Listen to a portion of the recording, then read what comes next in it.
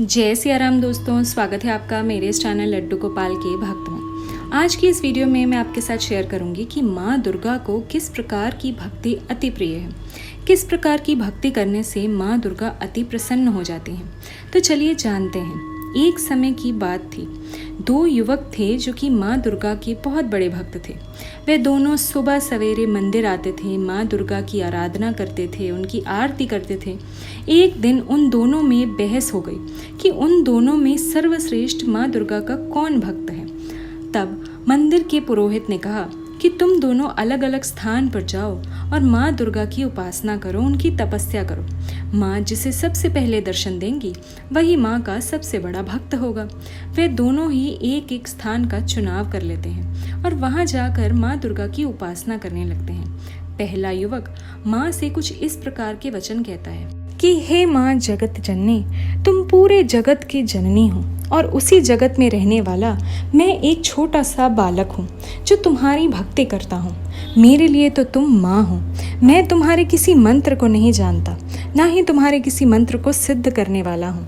मैं तो यहाँ केवल तुम्हारी भक्ति करूँगा। माँ, तुम्हें ही मेरी रक्षा करनी है और मेरी लाज भी रखनी है। वहीं दूसरी ओर दूसरा युवक जिस स्थान पर जाता है वहाँ पर वह कहता है, हे देवी शक्ति, आज मैं तेरे इस मंत्र को सिद्ध करने जा रहा हूँ। जैसे ही मंत्र सिद्ध हो मुझे दर्शन देना। दोनों युवक को तपस्या करते हुए 40 दिन बीत गए। ना दोनों ने कुछ खाया था और ना ही कुछ पिया था। तभी माँ ने सोचा कि क्यों ना अब इनकी परीक्षा ली जाए। माँ सबसे पहले दूसरे युवक के पास गई, क्योंकि दूसरा युवक माँ दुर्गा के चंडी स्वरूप के मंत्रों का उच्चारण कर रहा था। ऐसे में माँ ने स्वयं की चंडी रूप को धारण किया और उसके पास रक्त की धाराएं बहा दी।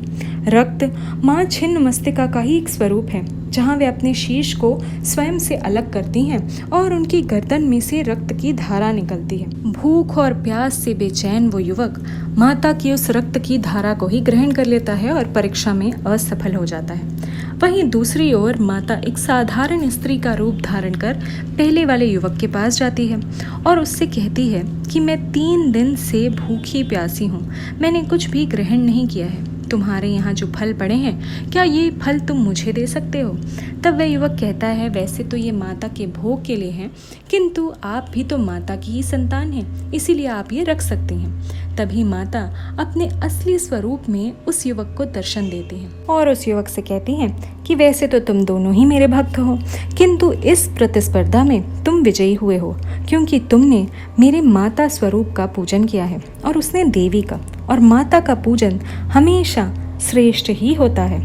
इसीलिए कहा जाता है, जब भी दुर्गा माँ का पूजन करें उन्हें माँ मानकर ही करें, देवी मानकर नहीं, शक्ति मानकर नहीं। तो उम्मीद करती हूँ कि आज की जानकारी आपको अच्छी लगी होगी। साथ ही चैनल पर नए हैं तो सब्सक्राइब ज़रूर कीजिएगा, ताकि मैं इसी तरह की जानकारियाँ आप तक लाती रहूँ। तो अभी के लिए जय माता दी, जय श्री राम।